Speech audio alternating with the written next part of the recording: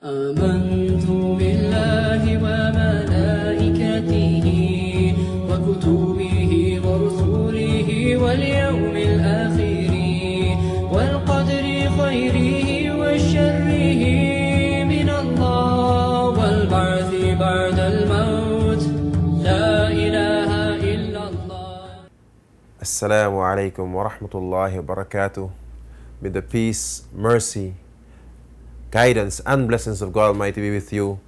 Welcome once again, my dear friends, to the teachings of Islam with your host Khalil Cave. And we have been for the past few weeks discussing a very important topic, the topic of Sharia, or the laws of Islam, the laws that govern Muslim countries or countries that are governed by the laws of Sharia. So we have moved on from different aspects of the Sharia, and last week we were still talking about marriage in Islam and marriage according to the laws of Sharia. And this week, by the permission of God Almighty, I would like to move on to another aspect of our lives that we can have a look at and see how the Sharia deals with this aspect of life. In the Holy Quran, no stone was left unturned with regards to human life and the different aspects and challenges that human beings face. And one of the challenges that human beings face today, and is very prevalent in our society, is that of divorce.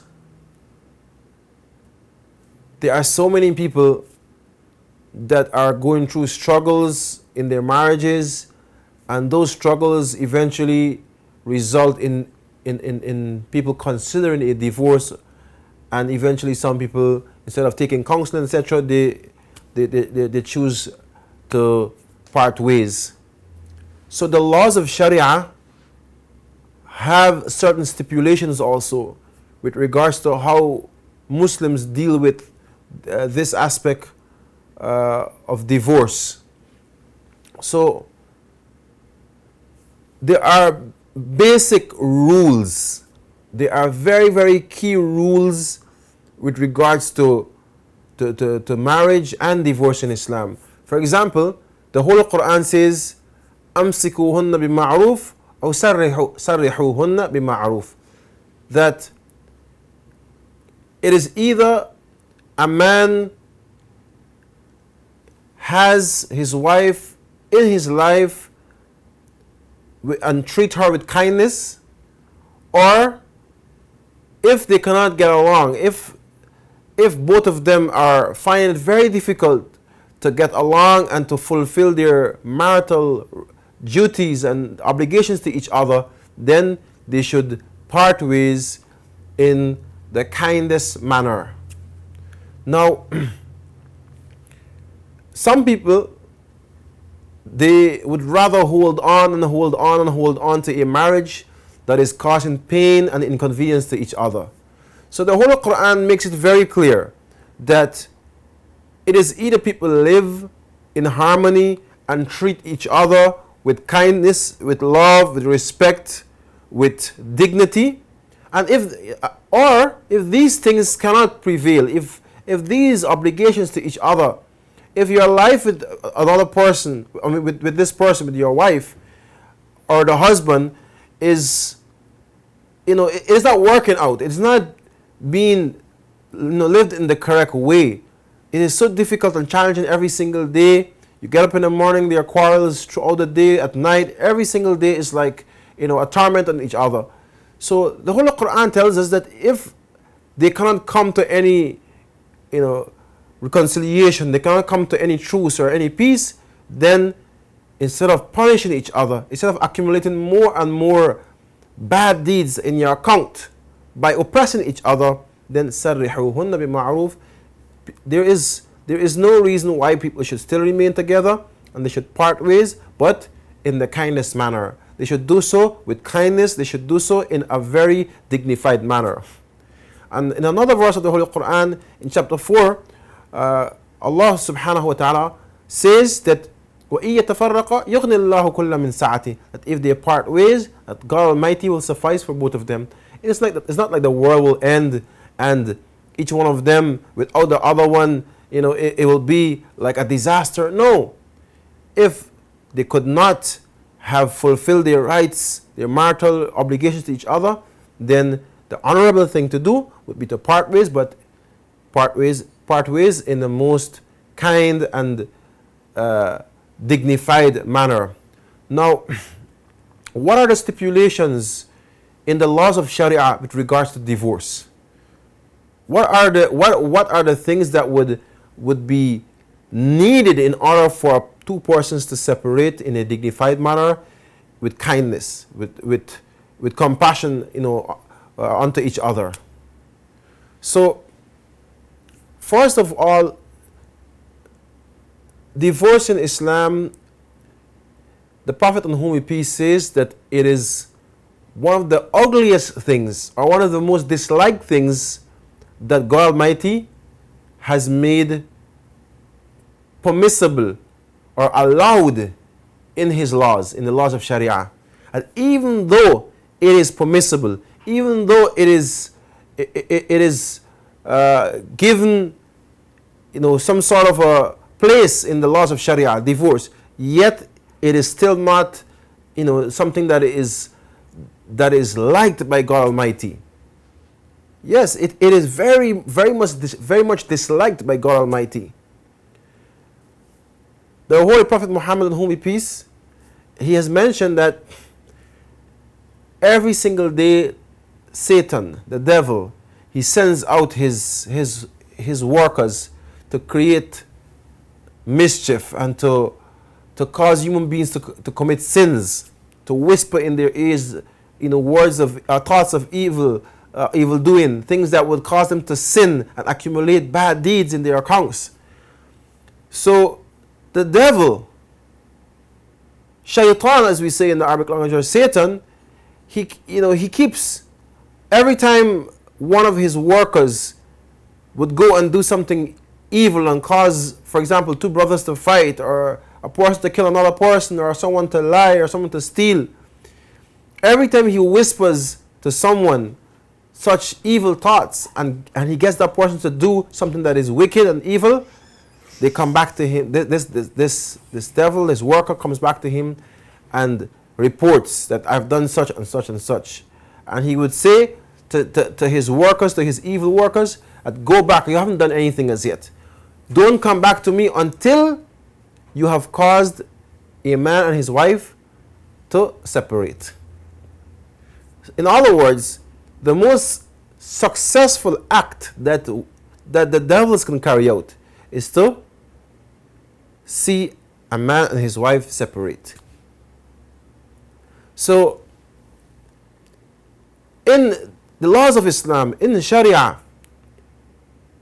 this is the reason why divorce is treated with such dislike, that even though it's permitted, but this is the last resort, and even when we come to the last resort, which is divorce, it is still not something that we should feel happy about embarking on. We should feel proud of ourselves that yes, I just divorced my wife, or two of us just parted ways. It's never something that someone should feel proud about, because the devil is the one who ends up on the winning side. So there's nothing really honorable about divorce, but yet Islam tells us, and the laws of Sharia tells us, that even in such a terrible moment, that there must be some dignity, there must be some kindness, parting ways in such kindness. Okay? Now, usually one of the big issues, in a relationship, when it comes to that moment of parting ways, of deciding to choose divorce over marriage, is that there's always a fight. People are always in the courts. This one wants to take, to have this property. The other one is saying, no, this belongs to me. And there's always a big scuffle. Then there's a fight over the kids, etc. Now, this is why in Islam, there are so many important laws. Let's have a look today at what happens in the days leading up to the divorce. In Islam, a man is allowed to utter 3 talaq or 3 divorces to his wife.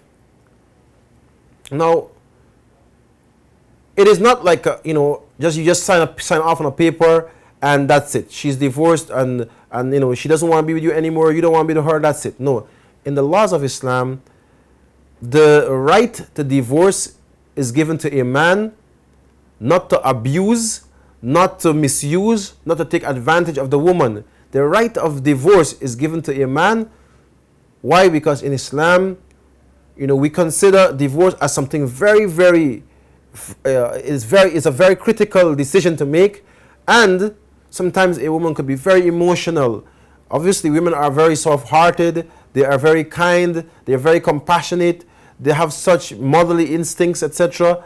And sometimes it's a decision that requires emotions and all of these things to be taken out completely. Divorce is something that when that decision is made, divorce, all of the emotions and all of these sentiments need to be excluded, needs to be put on the side. So for this reason, Islam considers divorce to be something that is more manageable by the husband. This doesn't mean that a woman cannot separate from a man. What it means is that the utterance or the executing of the divorce is a responsibility that is given to the man. So a man, in other words, will have 3 divorces or 3 talaq, as we say in the Arabic language, which he can issue to a woman. And the reason for being 3 is that when a man gives his wife 1 talaq or one instance of divorce, he has to wait a period of 3 months before, or rather, he has to wait an entire period or a menstrual cycle before he can actually utter the second one and then the third. Now, all of that takes place within 3 months.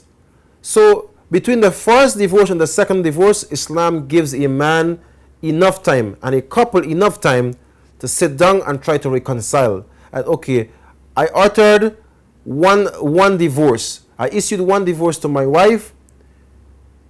Now Islam leaves it says okay, leave it at that, and have enough time now. You have more than a month to sit down and think about the implications of the decision that you have made, and know that you only have 2 strikes. You have just 2 talaq left, 2 divorces left. So are you sure? Are you certain that this is what you want to do? So in the second month now, if they decided, you know what, we have worked things out over the last month and we are not going to take that step, then obviously he would not choose to continue the divorce, and they can reconcile and the marriage is still in place. So it's not like a divorce of separation, but it is a divorce that can result in a separation if they are issued one after the other. So it is until, let us say the man gives his wife another talaq or another divorce, he issues another divorce, and this is what both of them want. Then after the 3rd month now, when he issues the 3rd divorce, that would be the end of their marriage, finally. And in the laws of Islam, once a man gives his wife 3 talaq or 3 divorces, he issues 3 divorces, she can no longer be married to him unless she marries someone else and that person divorces her. So if just imagine how seriously Sharia deals with this aspect of divorce, that this man, maybe after issuing 3 divorces to his wife, he is now feeling so regretful, and he's feeling so sad inside of him that he has separated from this woman who he's now seen her worth. He's now seen the value of this woman in his life. His love is now, he's now feeling that love, and the reality of his decision is now coming home. So imagine now he wants to be with this woman. In the laws of Sharia, this cannot happen. This woman, in order for him to be back with this woman, she must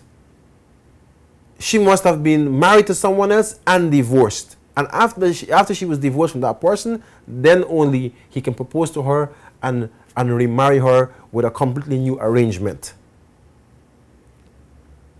The reason for this is it is somewhat of a punishment on that person for being so reckless, for being so careless with such a huge responsibility as a divorce. Once you utter it, it doesn't come back. Even the Prophet in whom he said that ثلاث جدهن جد وهزلهن جد. There are 3 things that whether you are serious or you are joking, they are effective. They occur. They are enacted. One of that is divorce. In Islam, you cannot even jokingly say to your wife, "I divorce you." A man cannot even in a joking manner, in a silly manner, he just says, "You know what? To his wife, I divorce you. I divorce you." If he, in a joking manner, he says this to his wife, that is 1 strike. If on another occasion he jokingly says to her again, that's 2. The 3rd time, she's gone. That's it. She's no longer permissible for him. She must now, move on with her life. Because it's not child's play. It's not, a marriage is not something for children, it's not a toy for 2 adults to play with. So it is very important for us as human beings to also understand how serious a responsibility it is to be married. The laws of Sharia treats marriage as very, very sacred, as very important. It's a responsibility, and even divorce. It's like you wouldn't give a child something dangerous like a bottle of poison or a firearm. You wouldn't give a child this to play with, because that there'll be some serious implications were you to do this. So likewise, the divorce is not it's not a toy that the husband plays around with. If he plays around with it, then he's the one who suffers at the end of the day. So the second thing that the Prophet in whom be peace said that you don't play around with, whether you are joking or you are serious, it is enacted, is the aspect of a gift. For example, in Islam, if you give someone something, this is my phone, okay, you can have it. It's a joke. No, Islam doesn't treat those things as as a joke. If you have given someone something and that person receives it, then it becomes their possession, even if it's a joke, because Islam doesn't play with these things.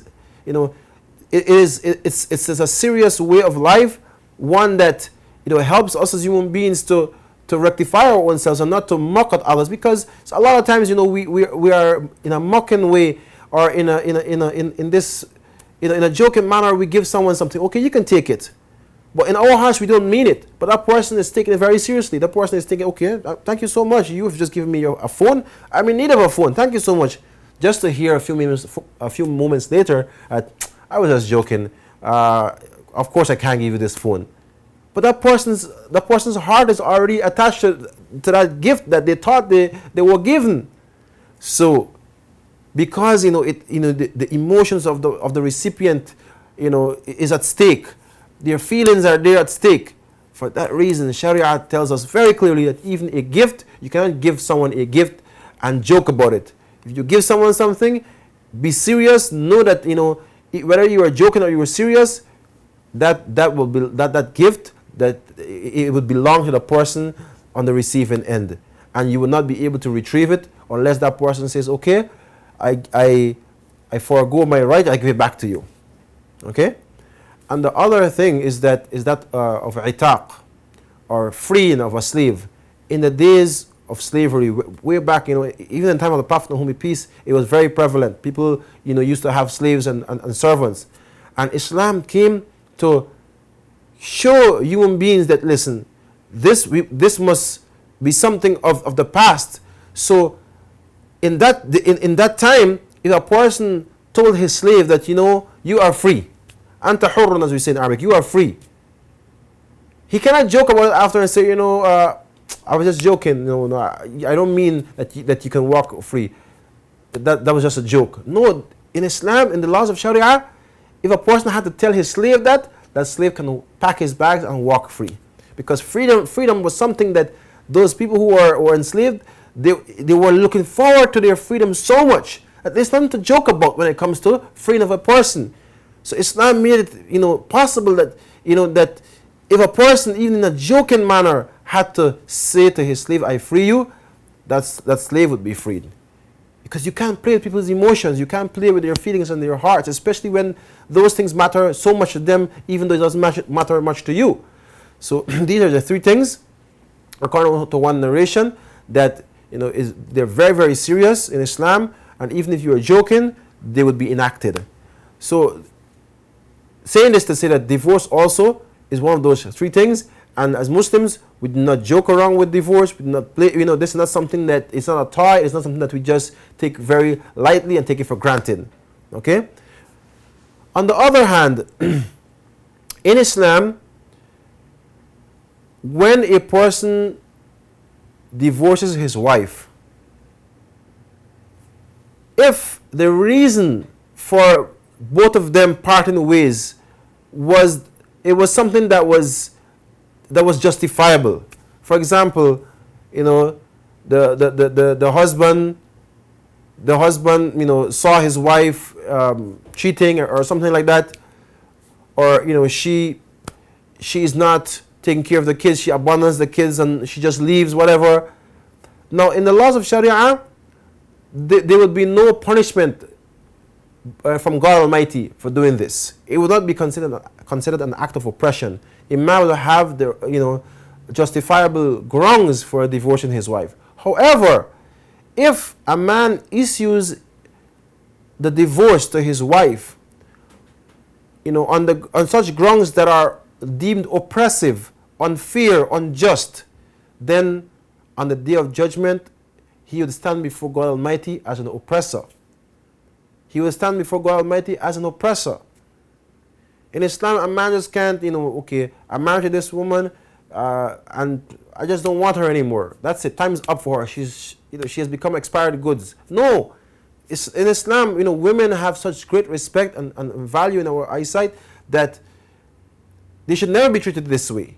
And there are laws in Sharia also to make it compulsory on this man to discharge, even in separation, to discharge those rights that he wasn't discharging. Let us say a man was not providing, for his family over a certain period of time. That the provisions that he was supposed to provide her with, it is, just imagine someone else was taking on that responsibility. He becomes indebted to his wife for those duties that he had not fulfilled. Because someone else had to do it on his behalf. So he is indebted to that person, or he's indebted to his wife even via that person who was taking care of her needs all the time. So Islam also, it doesn't, it's not just about you just divorce and go separate ways and that is the end of it. No, there are so many aspects of marriage. For example, we say like the daily expenses of a woman, to her shelter, her clothing, her health, her well-being. All of these things would be looked at, at the end of a relationship by a judge to see if this man was fulfilling those duties or not. If he wasn't, he would be, obviously held responsible for all of those things. And in the laws of Sharia, when a woman is divorced, in our Western society, before I complete that, in our Western society, a woman is divorced today, tomorrow she is, she can be allowed to move on, he is allowed to move on, etc., etc. But in the laws of Sharia, there's what's called the iddah. When a woman is divorced, there's a waiting period to make sure that she is not pregnant. You know, obviously, if she's pregnant with his child, then that child belongs to him.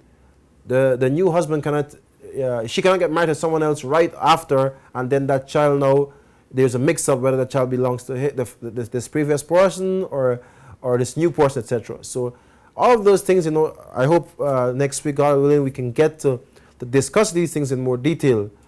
You know, sometimes it's so difficult to give you every single detail in our short time that we have. So my time is up actually already. I pray and ask God Almighty that we are able to meet again. And as I've said before, it is very, very difficult for me to come on the show every single time and give you all these details. This is why I reach out to you and I say to you that you have some time, come down to the mosque, let's have discussions, let's talk about any aspect of Islam that interests you. Let us talk about any aspect of Islam that you may have some questions about, some reservations about, etc. There are quite a few portions that, you know, would come out and would talk with me and have discussions on these different subjects.